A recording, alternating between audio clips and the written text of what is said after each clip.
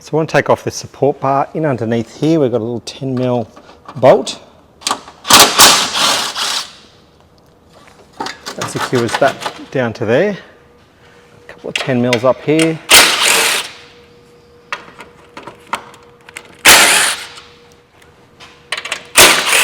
A couple more here.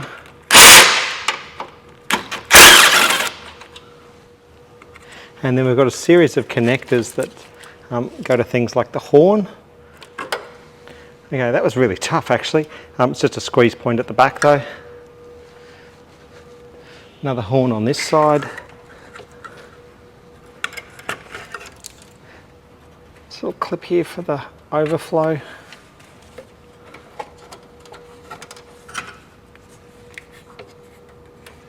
Little clip in here for the bonnet release cable.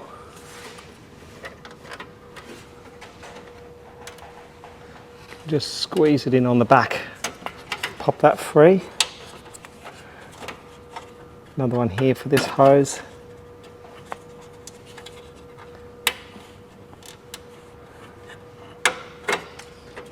So that's freed that one up, that one up. Now usually these are pretty simple. You just pop them out. So it's just on that little groove.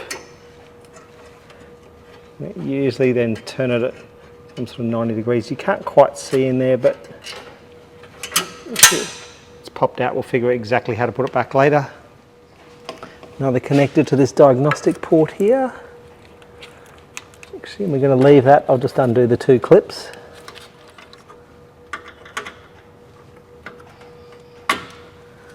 That away.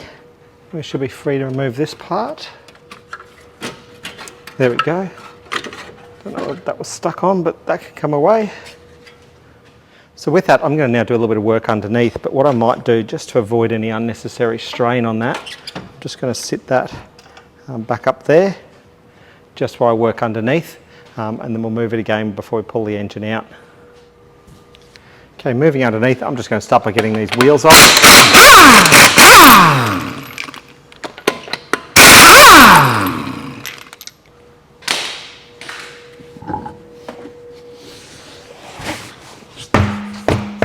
No surprises here, but we're going to do it to both sides.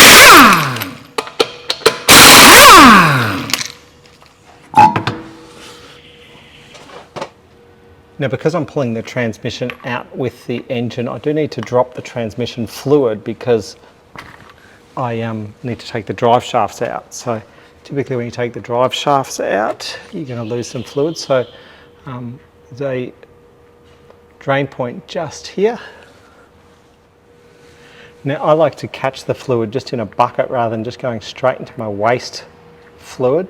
Couple of reasons. Firstly, if it's looking okay, which this isn't, I'll reuse it because it just gives me an idea of how much I need to replace, just to at least get it to the same level. So it's just a good starting point.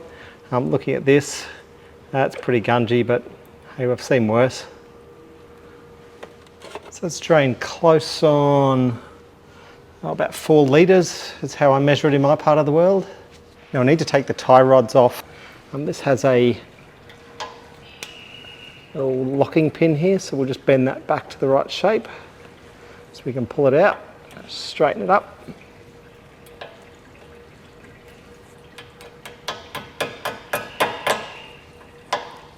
Pull that out.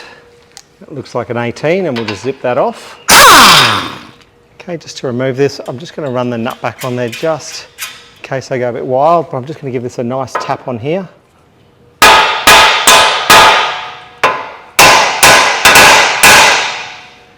And this one does not want to budge.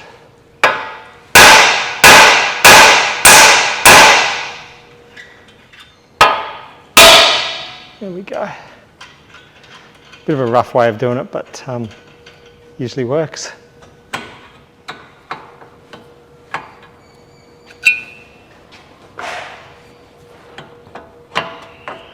I just had to wiggle that out of the way. Hey, now with the tie rod end removed, we can just wiggle this around a little bit, but let's get this nut out of here. Now we just need to free it up from this little locking tab here, so just want something that can just fit in there You can just tap that back out. If you don't bash it too much, you can get away with reusing it.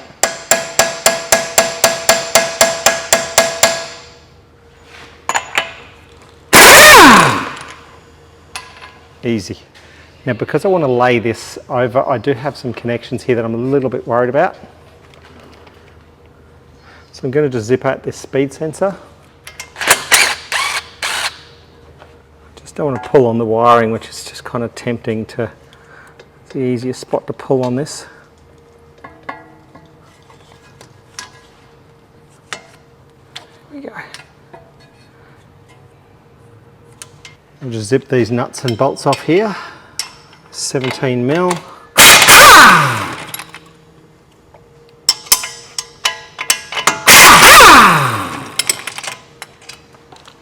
Just give these a tap and just let them move back.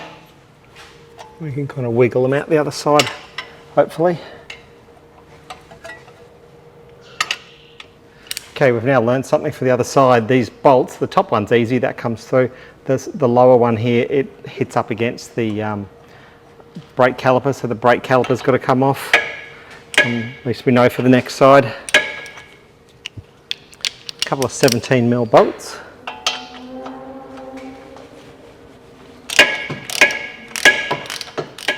Now I may be able to get away with just rotating this caliper assembly rather than having to fully remove it. And that would be a bonus. So I'll just crack it loose. This top one's definitely going to have to come right out, and maybe I can just kind of pivot it on the bottom one, we'll see. That top bolt out there, may just be able to pivot that down enough. I'm just wanting to pivot this back. We do have a point that holds the brake hose here. For me just to be able to pop this bolt out.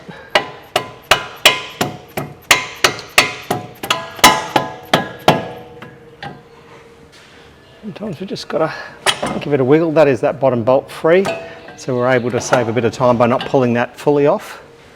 Let's now do the top one. And this should now swing free. I kind of hold it roughly about centre. I should be able to tap this through. No luck. Just give it a good tap.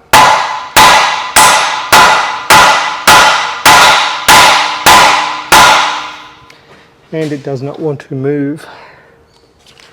Just put a bit of vibration through it. Sometimes that can help rattle it free.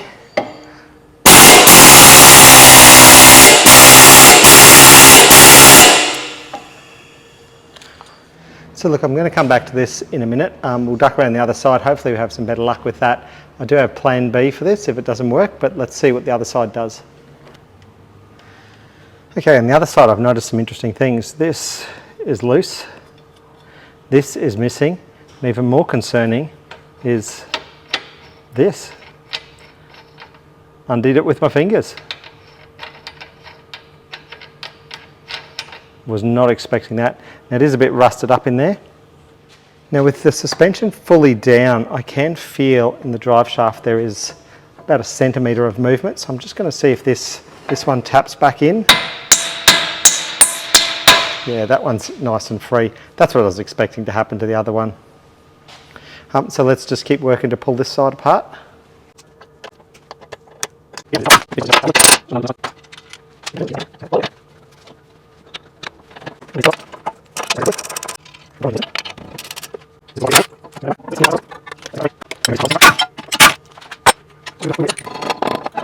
Now we tapped this and it moved before, so it's not going to take much just to pop it through.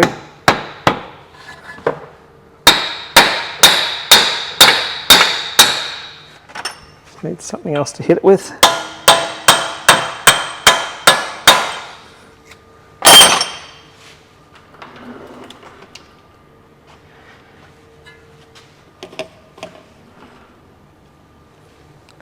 It's just coming fully out.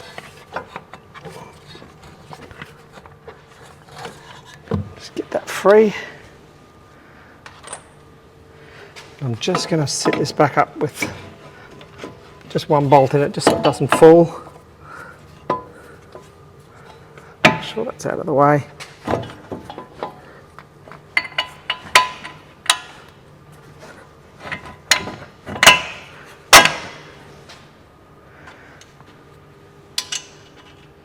Now coming back underneath the car, it's a bit hard to see, but you can just get a crowbar or a long lever up in there. Just find a solid spot just to lever it from and just give it a good pop, and you'll feel it just pop off its clip. With the inner CV joint now popped out, we can just slide it out of the way. There we go, we'll get that out of the car. Now let that be a lesson to the other side. Let's flick back around and see what we can do. Now we do need to remember that the one on the other side does have a slightly different setup. It's just where I'm kind of pointing there, it is mounted to the back of the engine. But that's not going to stop what's happening here. Look, I am a bit worried. I'm putting a lot of sort of angle on this ball joint here. It's just weeping out a little bit. So let's get a bit more angry at it and give it a nice thump on the end and see what we can do.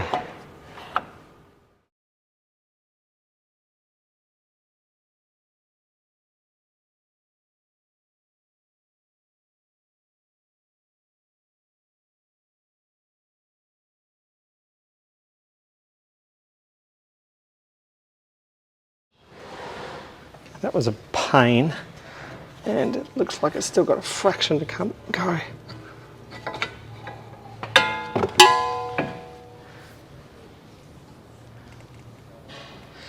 Hey, failing that, I was just going to pull the entire hub off here, but look, that did come off. Look, it's just got a bit of rust. There's nothing more that's holding it than just a bit of rust and a bit of corrosion.